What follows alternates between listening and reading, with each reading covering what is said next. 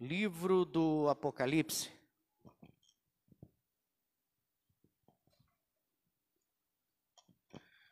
Livro do Apocalipse, livro das Revelações, capítulo de número 2, glória a Deus, do versículo de número 1 até o versículo de número 7, para a glória do Senhor Jesus. Como eu comuniquei aos irmãos no domingo, nós estaremos hoje iniciando aí uma série de estudos sobre as 7 igrejas da Ásia Menor.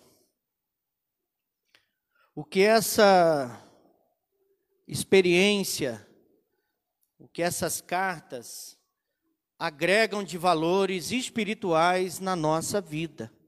Quais os ensinamentos de Cristo para cada uma dessas igrejas. Amém?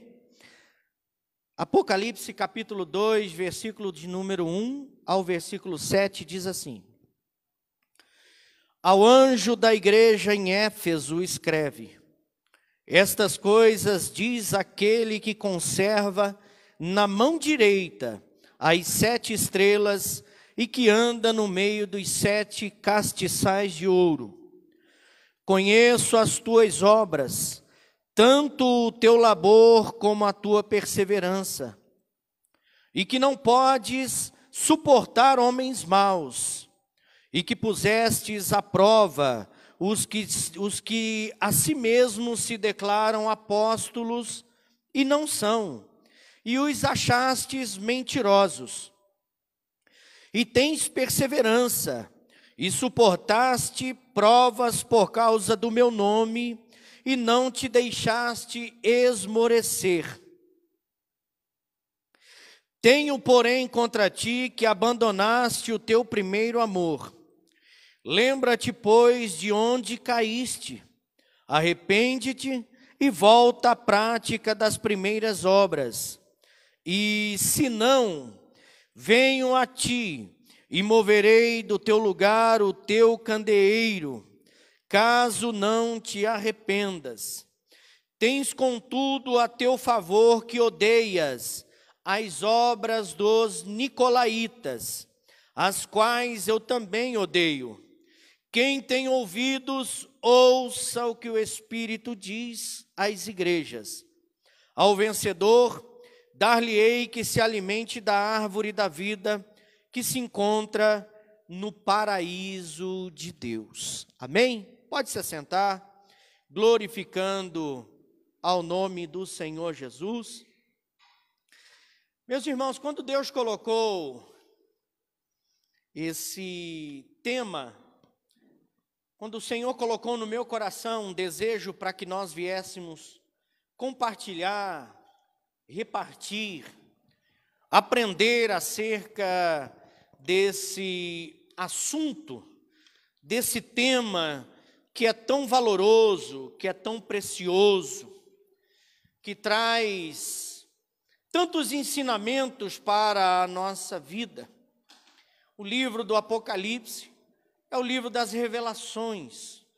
Revelações que o apóstolo João recebeu de Deus na ilha de Pátimos, enquanto ele estava ali exilado, enquanto ele estava ali como prisioneiro, né? E nessa hora, enquanto ele estava exilado, enquanto ele estava ali amordaçado, vamos dizer assim, pelos homens, o apóstolo João recebe uma das mais valiosas e preciosas experiências, que é a revelação das últimas coisas. Deus fala com o apóstolo, esclarecendo a sua vontade para essas 7 igrejas. O propósito para essas 7 igrejas, o desejo de Deus, as recomendações de Deus, elas se fazem atuais. Elas são tão atuais como no dia em que foi escrito. A igreja de Éfeso era a maior, e por ser a maior, era uma das mais importantes cidades daquela região da Ásia Menor. Uma cidade muito rica, uma cidade muito favorecida, uma cidade que estava sofrendo, que estava recebendo a miscigenação, ou seja, pessoas chegando nessa cidade de todos os lados. Uma cidade rica, uma cidade muito influente, por causa do seu porto marítimo. Era de onde saía e entravam as mercadorias. O comércio era muito forte nessa cidade. Éfeso também era uma cidade muito conceituada no âmbito religioso, por ser o centro religioso, aonde estava ali levantado o templo da deusa Diana. No grego é a mesma Ártemis, a deusa mãe da fertilidade. Esse templo estava ali situado, localizado em Éfeso. E a adoração à deusa Diana era tão forte que a cidade era cheia, era repleta de sacerdotisas. Sacerdotisas desse templo eram prostitutas cultuais, porque a libertinagem, a promiscuidade era o que dominava segundo o conceito dessa religião. Éfeso também, e o livro dos Atos dos Apóstolos registra, é o lugar, a cidade que se tornou guardiã de Júpiter, que segundo a Bíblia, o relato de um historiador, essa imagem está escondida ali. Portanto, Éfeso era muito proeminente. Éfeso era a porta de entrada da Ásia Menor. Por isso ela recebe a sua carta, ou melhor, ela recebe a primeira carta. A primeira carta, ela chega, e todas as cartas, as 7 igrejas, elas têm aplicações no contexto de cada uma. Ela abrange todo o sistema da igreja. Por isso que é importante nós entendermos, principalmente, esse início. 3 itens da aplicação dessas cartas para a igreja.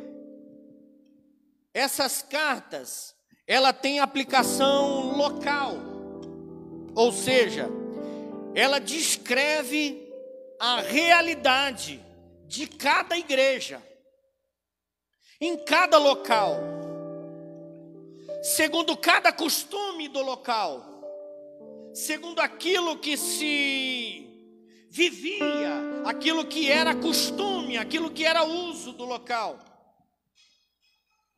Essas cartas, elas têm aplicação profética, porque ela descreve a situação espiritual de cada igreja. Essas cartas também têm uma aplicação individual, ou seja, o que nós lemos aqui, o que nós aprendemos aqui, o que Deus fala aqui para cada carta, ela tem uma aplicação individual, ou seja, ela tem uma aplicação pessoal na minha vida. O que está escrito aqui, Deus fala comigo, Deus me orienta, Deus me ensina, e você vai ver daqui a pouco a realidade dessa igreja. A realidade desta situação que se encontrava. E o porquê que Jesus inspira João a escrever as 7 cartas para cada uma das igrejas da Ásia Menor. Vamos dizer aqui que as 7 principais igrejas da Ásia Menor. E começa por Éfeso. E eu quero começar esse estudo falando sobre a maneira como Cristo se revela, como Cristo se apresenta a essa igreja. Cristo se apresenta a essa igreja de uma maneira gloriosa, e isso nós podemos ver e já começar a aprender no versículo 1, que diz assim, ó: ao anjo da igreja que está em Éfeso, escreve: estas coisas diz aquele que conserva na mão direita as 7 estrelas.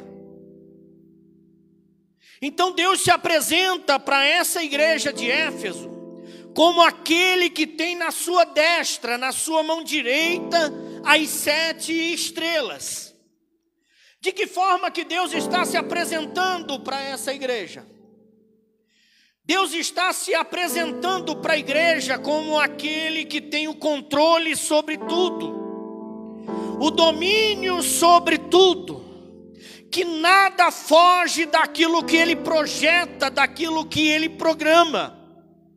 Por isso Ele inicia esse diálogo, Ele inicia essa carta para essa igreja dizendo assim, ó: assim diz aquele que tem na sua mão direita as 7 estrelas. Se está na mão é porque tem controle, se está na mão é porque tem domínio. Se está na mão é porque está cuidando, se está na mão é porque está olhando. Então Jesus se apresenta para essa igreja dizendo assim, ó: eu sou aquele que tenho o controle de tudo. Nada fugiu da minha vontade. Tudo que está acontecendo, tudo que está por acontecer, tudo que aconteceu está dentro da minha vontade. Por quê? Porque eu tenho controle de tudo. A situação da igreja de Éfeso não mudou em nada o domínio de Cristo.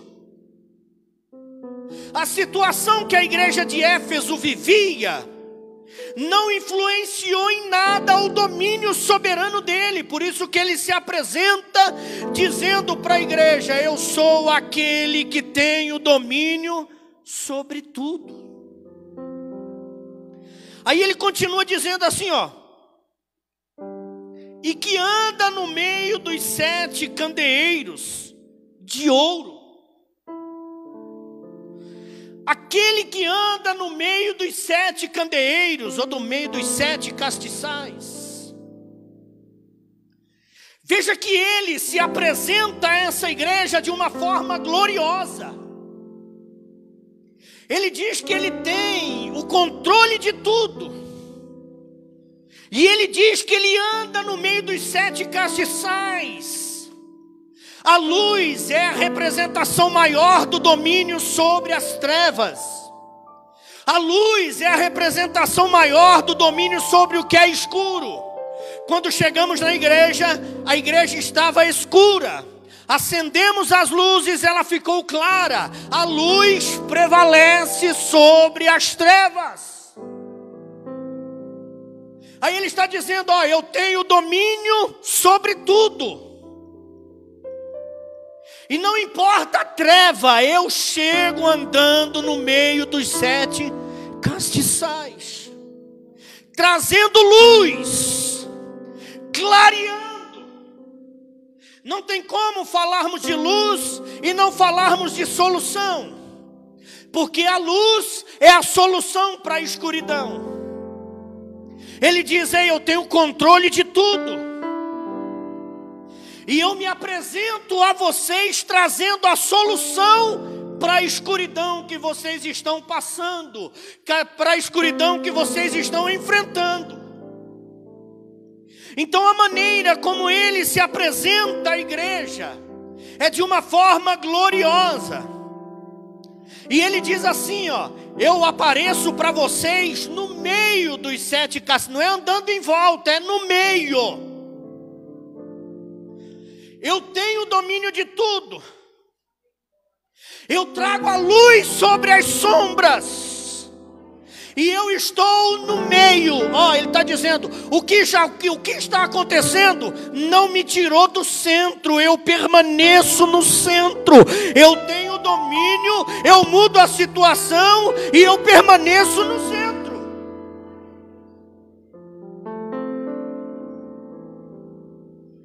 Ele no centro, ele está dizendo assim: eu sou o alvo.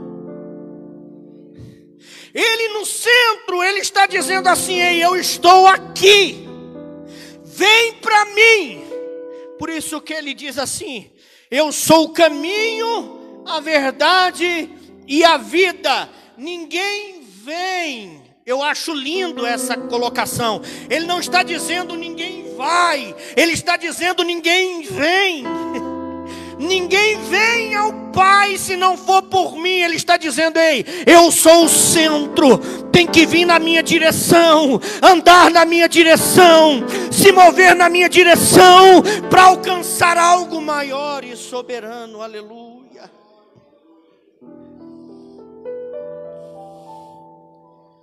Deus se revela à igreja de Éfeso de uma maneira gloriosa. Ele aparece nessa igreja no momento determinante, porque Ele é assim, porque Ele age assim. Ele sempre chega no momento crucial, no momento determinante da nossa vida. É o último fôlego, é quando Ele chega. É a última gota, é quando Ele chega. É o último suspiro, é quando Ele chega. É a última oração, é quando Ele chega. Ele chega no momento determinante. Quando as tuas forças se acabam, Ele chega e as renova para você continuar. Olha quantas coisas você já passou, meu irmão, minha irmã. Olha quantas coisas você enfrentou. Olha quantas coisas sobreveio sobre a tua vida. E você chegou a dizer: não dá mais, eu não consigo mais, eu não vou mais. Agora chegou o final. Ei, você passou e nem sabe como passou, mas hoje eu venho aqui da parte de Deus te falar: quando a tua força acabou, a dele não acabou. Quando a tua dependência se tornou clara diante dele, ele chegou, ele moveu, ele agiu, ele trabalhou, ele entrou com providência. Então ele se revela a essa igreja de uma maneira gloriosa. Ele chega para essa igreja e diz assim, ó, versículo 1: tem na mão direita as 7 estrelas, e que anda. Ele não diz assim: eu estou parado no meio dos 7 castiçais. Ele não diz assim: eu estou parado debaixo da luz. Ei, eu estou parado na tua frente.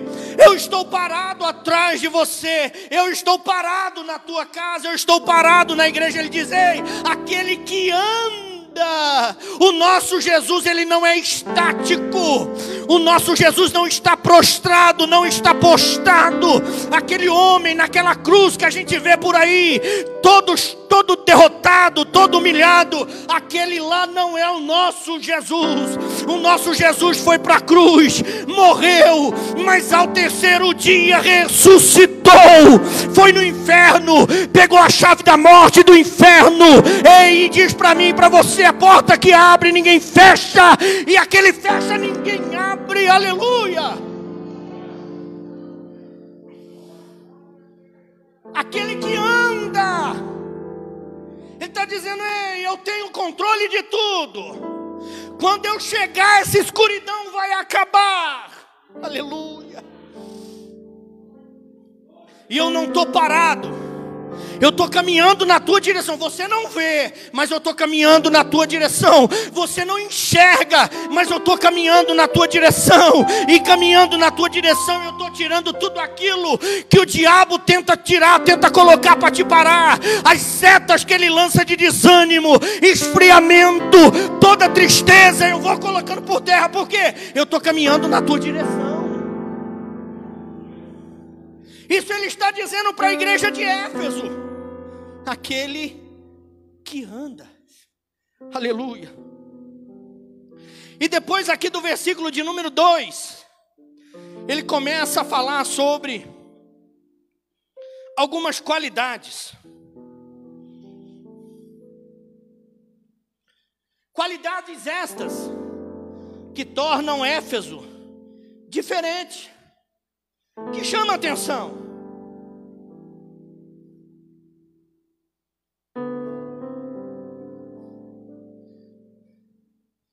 Jesus olha para quem faz diferente também, para quem age diferente. Tem tanta gente igual, tem tanta gente fazendo a mesma coisa, tem tanta gente se limitando ao trivial, tem tanta gente se limitando ao razoável, ao natural. Sabe aquela passagem de Ezequiel 43, 47? Que ele entra na água, a água vai no tornozelo, depois a água vem no joelho, depois a água vem nos lombos, e no último mergulho ele não dá pé, ele se afoga por completo na presença de Deus. Aquilo dali fala da intimidade, fala da presença. Tem tanta gente fazendo a mesma coisa, sendo razoável, sendo limitado, que quando alguém decide se lançar, chama a atenção de Deus. Quando alguém decide pular, decide se lançar, é por isso que a obra não para. É por isso que a igreja não para. A nossa igreja, a Assembleia de Deus, mais de 100 anos, não para, não parou e nem vai parar. Por quê? Porque Deus sempre levanta um que está disposto a mergulhar por completo. E essa igreja tem qualidades. Quais as qualidades dessa igreja, pastor? Era uma igreja autêntica. Ela era uma igreja verdadeira. Ela era uma igreja que ensinava a doutrina verdadeira. Doutrina, aqui eu estou falando de ensino. Eu não estou falando daquela troca que quando falam de doutrina, falam de usos e costumes, não. Eu estou falando de ensino. Doutrina enquanto ensino. Ensino prático. Ensino aprofundado da palavra de Deus. E Éfeso praticava, Éfeso sabia.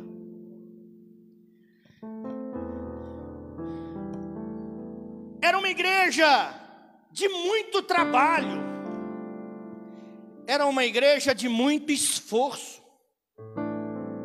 Éfeso era uma igreja que trabalhava muito. Éfeso era uma igreja que se esforçava muito. Éfeso era uma igreja que tinha paciência.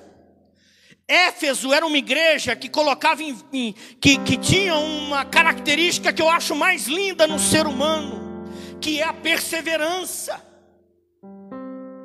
Perseverança é aquela atitude nobre de não parar.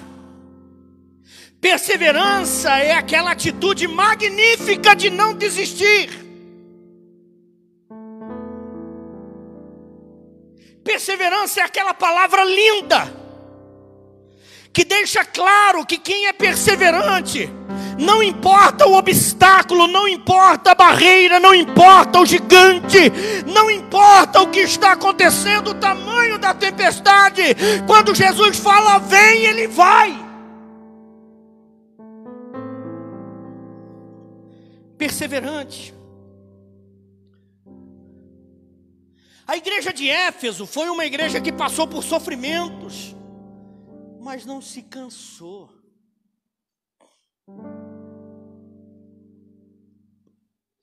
passou pelo sofrimento, mas não se cansou. Sofrimento cansa? Cansa. Sofrimento cansa? Cansa, claro que cansa, pastor. Por que sofrimento cansa? Porque o sofrimento vem sempre com decepção. Essa situação de dificuldade, esse sofrimento, ele chega sempre nos trazendo uma notícia triste. E pode perceber que a notícia triste, ela te abala mais, ela mexe mais com você do que a notícia feliz. Você já prestou atenção nisso? Quando você recebe uma notícia, ei, você ganhou um carro, oh, que maravilha, glória a Deus. Aí você recebe uma notícia, você está com câncer. Você vai lá na lona. O Deus do impossível, que proveu um carro na tua vida, não é o mesmo Deus do impossível que pode te curar. A igreja de Éfeso sofreu, mas não se cansou. Sofreu as perseguições, sofreu os problemas, sofreu com palavras mal faladas, mal colocadas, sofreu com aquela palavra que a direção dela é ofender, é machucar, é magoar, é nos entristecer, é nos desmotivar. Ela sofreu, mas ela não cansou.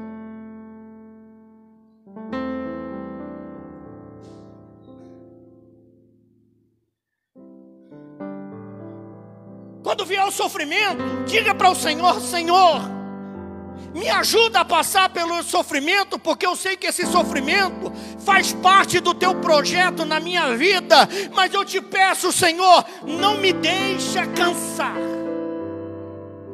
Porque quando eu canso, eu quero desistir. Quando eu canso, eu esqueço das promessas. Quando eu canso, eu esqueço do que o Senhor falou. Quando eu canso, eu esqueço do que eu te prometi. Eu prometi te servir até o último dia da minha vida. Eu prometi fazer tudo o que o Senhor pedisse para eu fazer. Mas quando eu canso, eu me esqueço de tudo. Aleluia.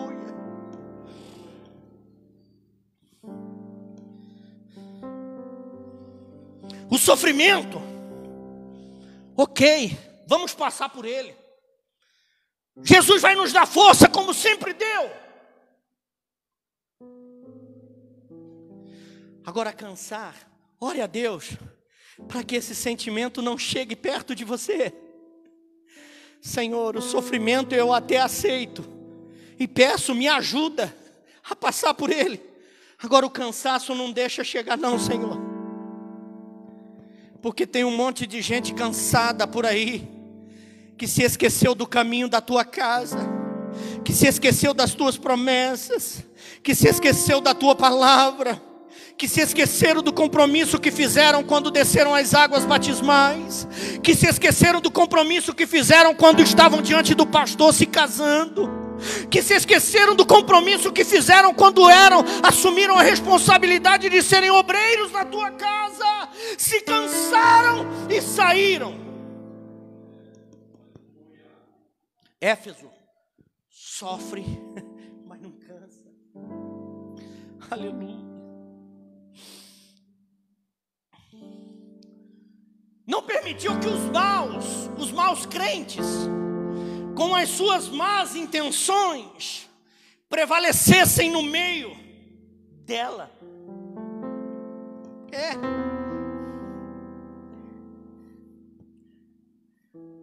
Que não pode suportar homens maus. Pusestes à prova os que a si mesmos se consideravam como apóstolos, e não são. E os achaste mentiroso. Éfeso não aceitou isso.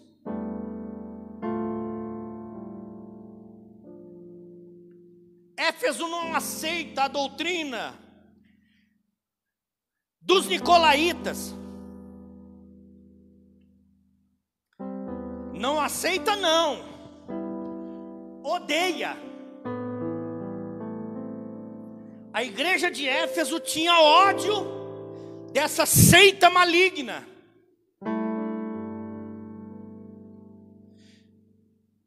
Que apregoava, dentre tantas coisas que naquela época era proibido, eles pregavam que podia comer tudo. Eles eram totalmente a favores da promiscuidade, da prostituição, da imoralidade. Eles incentivavam a idolatria. Ei, dentro da igreja, não estou falando de gente que estava fora. Eu estou falando de gente que estava dentro, querendo distorcer. Ei, com Deus não. Aquilo que ele abomina, ele vai continuar abominando. Aquilo que ele rejeita, ele vai continuar rejeitando. Não tem como eu ou você argumentar e tentar dar um jeitinho, já que ele vê tudo, sabe tudo e ouve tudo.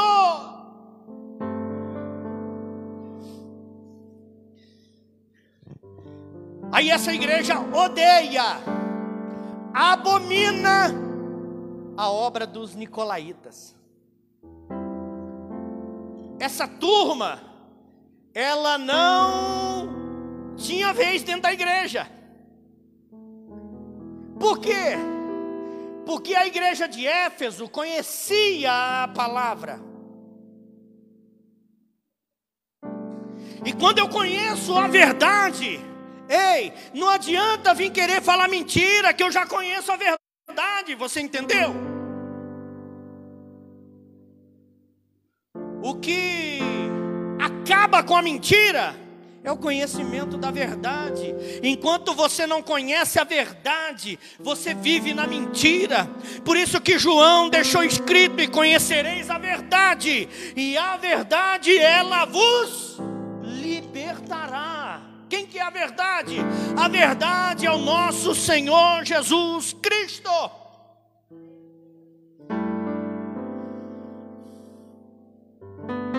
A verdade é o nosso Senhor Jesus Cristo.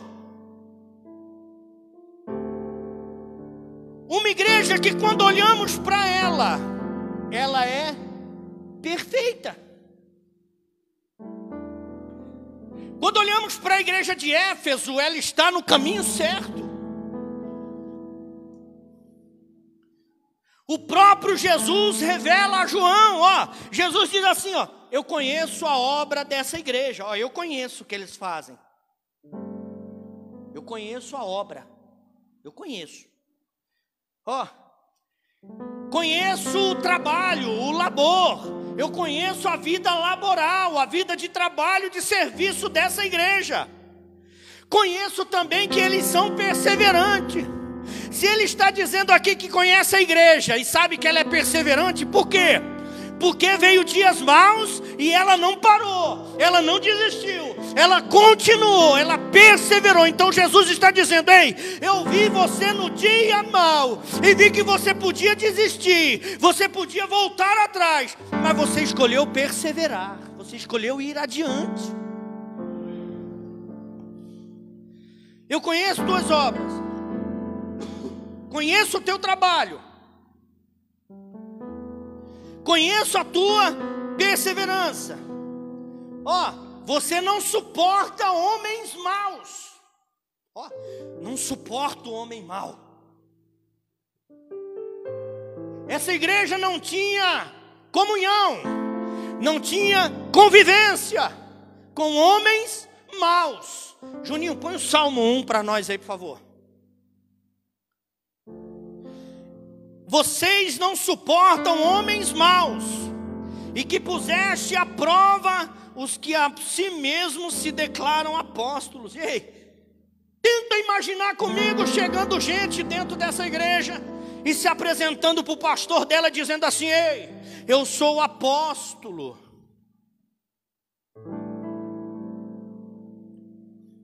A soberba e a arrogância relevância estava tão grande que eles mesmos estavam se intitulando apóstolos e Jesus estava dizendo: não são. Se são apóstolos, não são meus. Se estão fazendo alguma coisa, não é a minha obra. Se estão fazendo algo, não é com minha autorização, porque não os conheço. Eles não suportam homens maus. Bem-aventurado o homem que não anda segundo o conselho dos ímpios, nem se detém no caminho dos pecadores, e nem se assenta na roda dos escarnecedores. Éfeso não tinha comunhão com esse tipo de homem. Em Éfeso prefigurava aquilo que eu digo sempre para você: anda com quem é igual ou melhor do que você. Eu digo isso no âmbito espiritual e no âmbito emocional, com quem é igual ou melhor do que você. Porque se você se envolver com quem é pior do que você, emocionalmente, espiritualmente, esse alguém vai puxar você para baixo. Agora, quando você convive, quando você se relaciona, quando você tem comunhão, amizade, com quem tem a mesma visão emocional, com quem tem o mesmo objetivo emocional, o mesmo projeto espiritual, meu irmão, a tendência é só crescer, porque um ajuda o outro.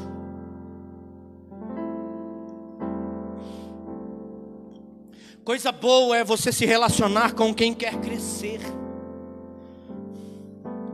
Coisa boa é você se relacionar com quem tem vontade de fazer alguma coisa. Parece que aquilo pega de você, parece que aquilo impregna na tua alma, parece que aquilo encrava no teu peito e você passa a querer fazer alguma coisa também.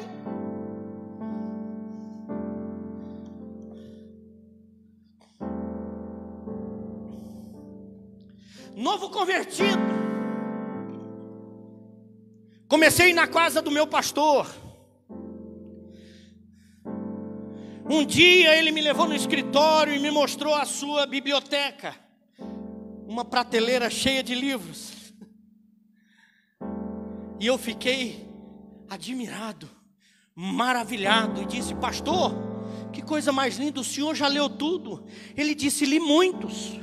Alguns eu li 2, 3 vezes, mas eu leio sempre, eu gosto muito. Jefferson, é bom você começar a comprar livro. Você começar a investir no seu ministério. Ainda que você não seja nada, falo questão de obreiro, mas acrescenta na tua vida o conhecimento. Eu saí da casa dele e comecei a montar a minha biblioteca. Aquilo dele me envolveu, aquilo pegou em mim. Que coisa boa, que coisa maravilhosa. Me apaixonei pela leitura, pela palavra de Deus, e estou aqui junto com vocês hoje, falando do amor dele. Porque alguém me influenciou. E no âmbito espiritual, ele me influenciou a querer algo sobrenatural. Ele me influenciou a buscar algo eterno. Ele me influenciou a querer conhecer o nosso Deus, o nosso Rei, o nosso Senhor. Aleluia. Éfeso não suportava homens maus. Tens perseverança. Fala de novo. Era uma igreja perseverante. Suportastes. Olha que coisa linda aqui. Versículo de número 3. Suportou as provas. Como que está na tua Bíblia? Por causa do quê? Por causa do quê? Por causa do meu nome.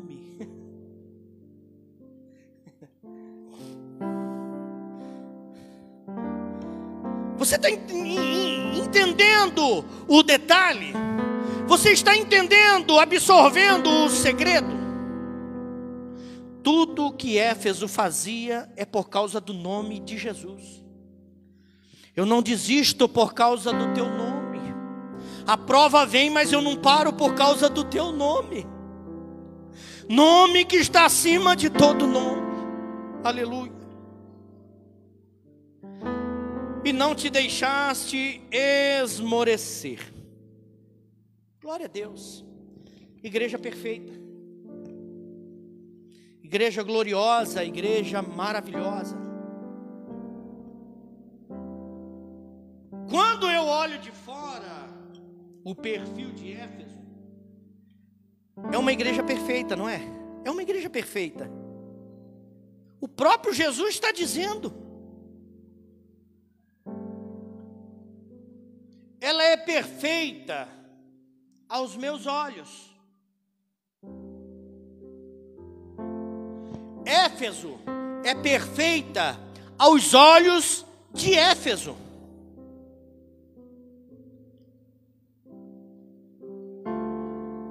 As qualidades de Éfeso são vistas e apreciadas por Éfeso. Todos tinham orgulho de falar dessa igreja. É uma igreja perfeita.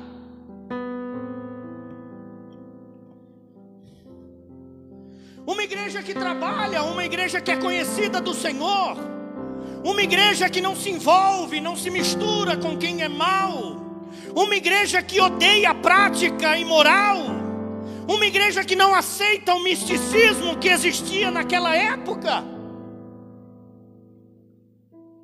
uma igreja que combate a idolatria e a adoração à deusa da fertilidade, uma igreja que se colocava como contrária ao caminhar daquela cidade. Uma igreja perfeita.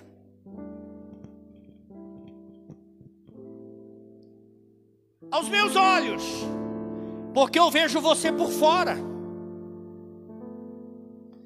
Você me vê por fora. Você consegue enxergar e imaginar e pensar de mim o que você quiser aí. Você não sabe se eu estou bem, se eu não estou bem. Você não sabe como que está meu relacionamento com Deus, assim como eu não sei o teu. Porque eu vejo o que está para o lado de fora. Agora olha o versículo de número 4.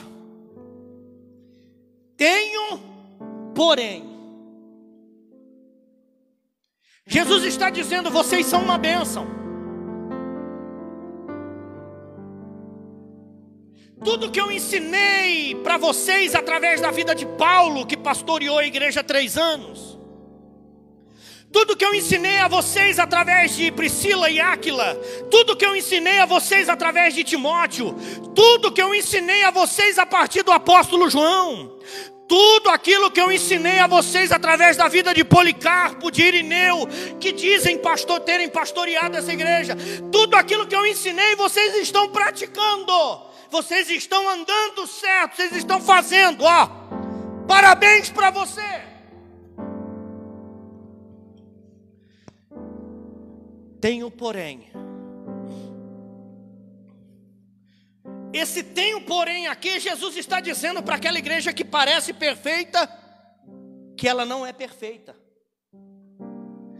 Tenho, porém, Jesus está dizendo para aquela igreja, vocês pensam que estão me agradando, porém, não estão.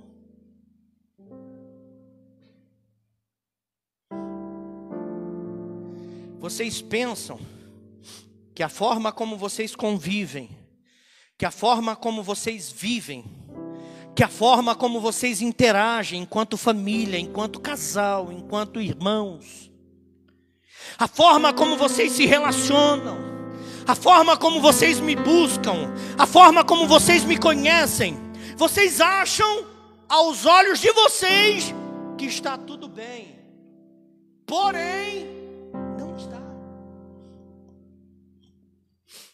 Não está porque você já me ouviu dizer aqui nesse altar que para Deus é tudo ou nada. Deus não quer, não espera de você menos do que o teu tudo. Ou é tudo ou é nada. Ou você é inteiro dele, ou você não é nada dele. Deus não aceita pela metade, porque ele não divide a glória dele com ninguém.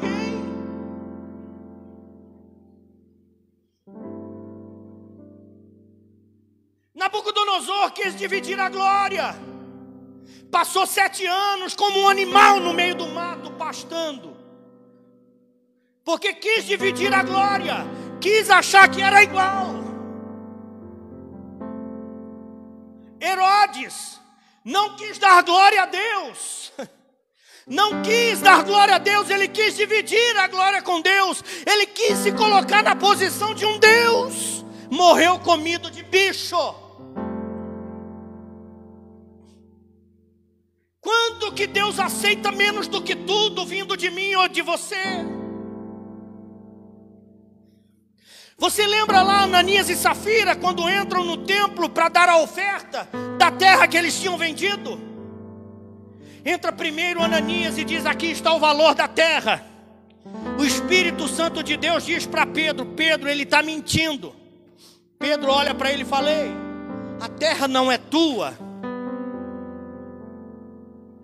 Você dá se você quiser, só que não minta para o Espírito. Os pés que te trouxeram não serão os mesmos que te levarão daqui. Ele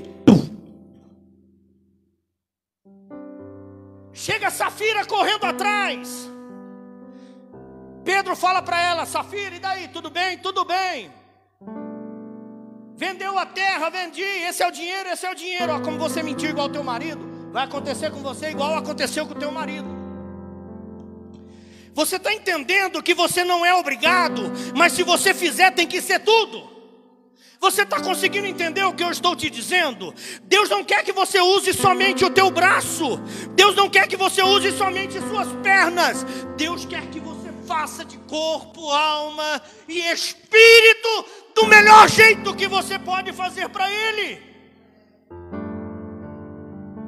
Por isso que tem um porém aqui nessa igreja. Porém, tudo que você falou, muito bom, mas eu tenho contra ti, que você me roubou. É isso que está aí? Você pôs aí?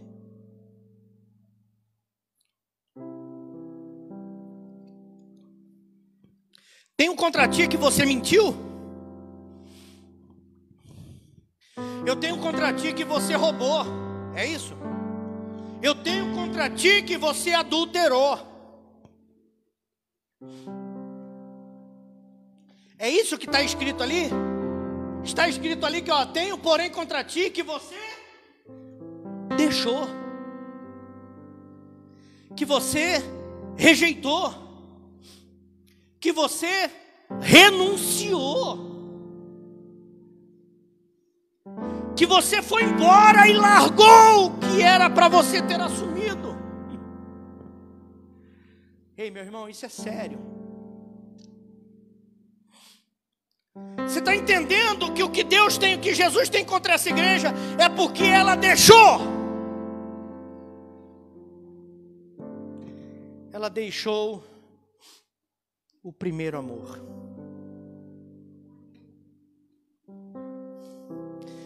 Você lembra quando você era crente novo, convertido? Você lembra? Levanta a mão aí, você que lembra, só para mim não ficar sozinho. Quem lembra que quando você era novo, convertido? Quando você era novo, convertido, tinha dificuldade para oração? E jejum? Eu li a Bíblia em 22 dias. Eu trabalhava durante o dia, mas eu li a Bíblia inteira, de capa a capa, em 22 dias. Primeiro amor.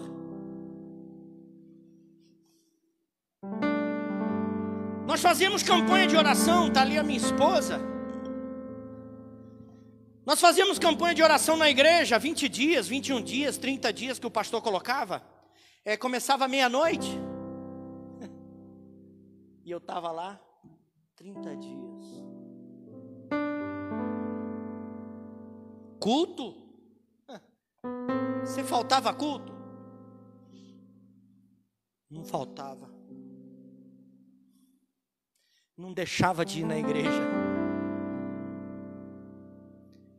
Eu era tão apaixonado que eu chegava a incomodar o meu pastor. Que eu dizia: pastor, quando é que eu vou pregar? Pastor, o senhor tem que me pôr para pregar, pastor. Eu estudava revista em casa para perguntar para ele na escola bíblica. Sem contar as muitas vezes que eu fui na casa dele porque eu tinha dúvida de uma palavra e eu dizia: pastor, eu estou com dúvida nessa palavra, o senhor pode falar para mim? E ele, com todo o amor do mundo, vinha me explicar. Primeiro amor. Amava lavar a igreja, o pátio da igreja, fazer evangelismo, culto ao ar livre. Todo dia tinha culto, todo dia eu estava na igreja, novo convertido. Primeiro amor. Tenho contra ti que deixaste o primeiro amor. Não vai dar para mim comentar, mas eu quero ler para você.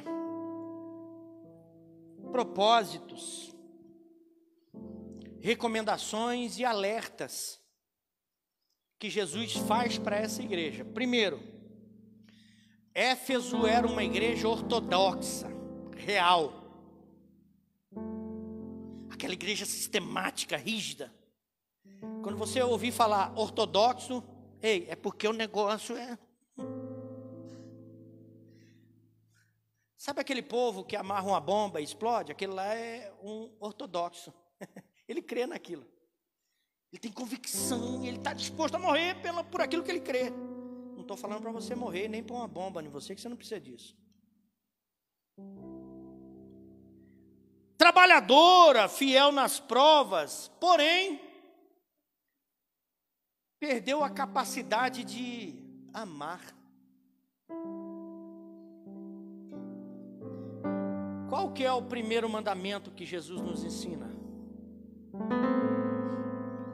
Amar a Deus sobre todas as coisas e ao teu próximo como a ti mesmo.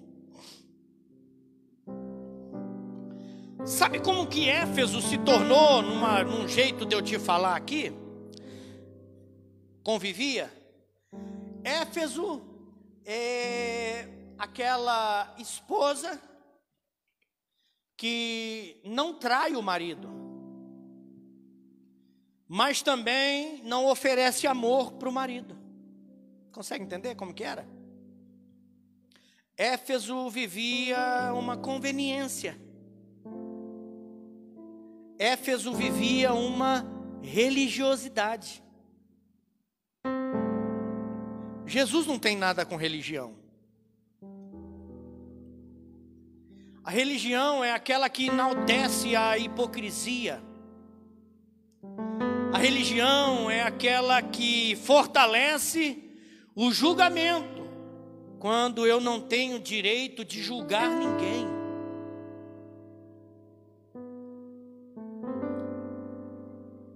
Primeiro amor é o nível mais elevado do amor do homem para com Cristo, que é produzido pela ação misericordiosa do Espírito Santo. É o nível maior,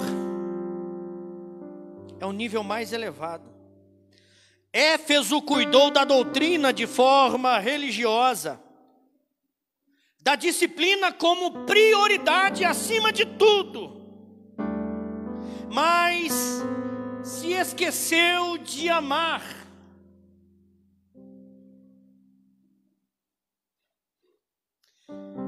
Doutrina de forma religiosa, disciplina como prioridade. Prioridade, eles andavam procurando defeito para disciplinar, mas perdeu a sensibilidade de amar.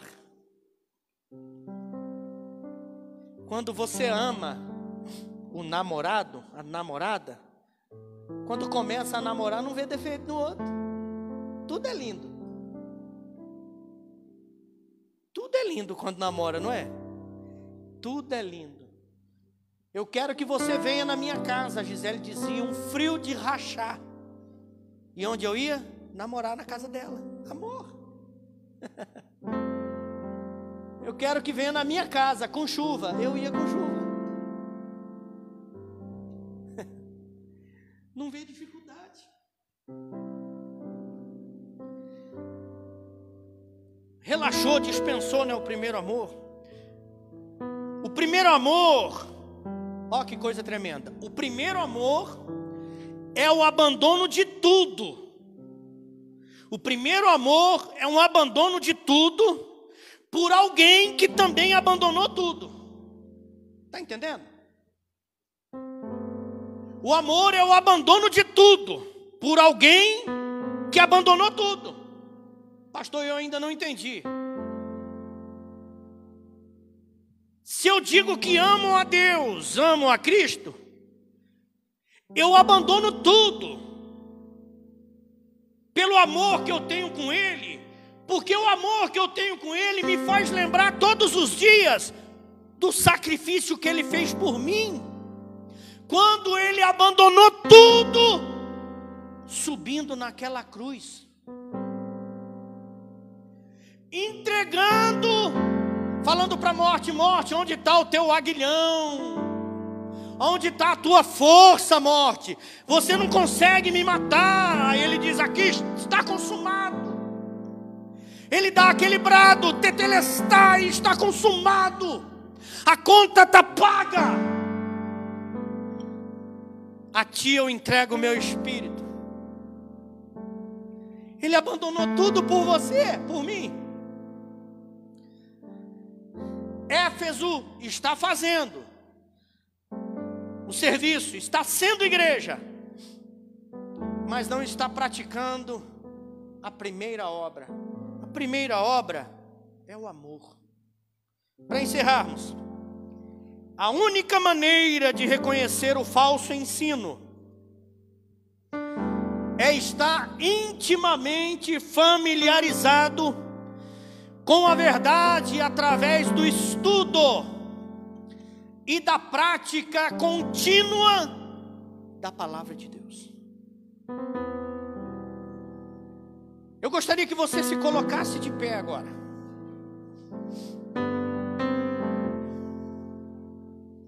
Eu quero orar por tua vida, mas quero fazer com você algo espiritual.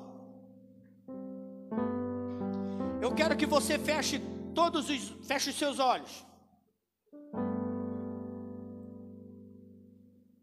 Quero que você, por gentileza, olhe para dentro de você e encontre todas as suas qualidades,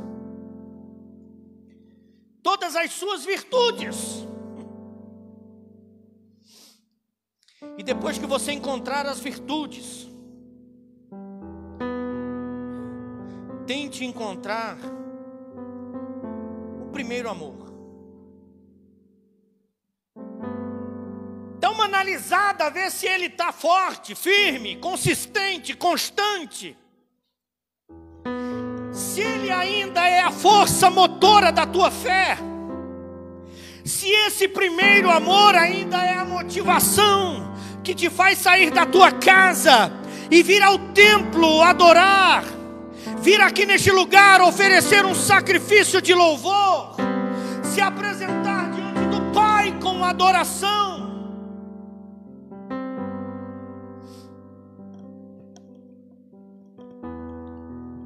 Aleluia. Vai falando com Deus.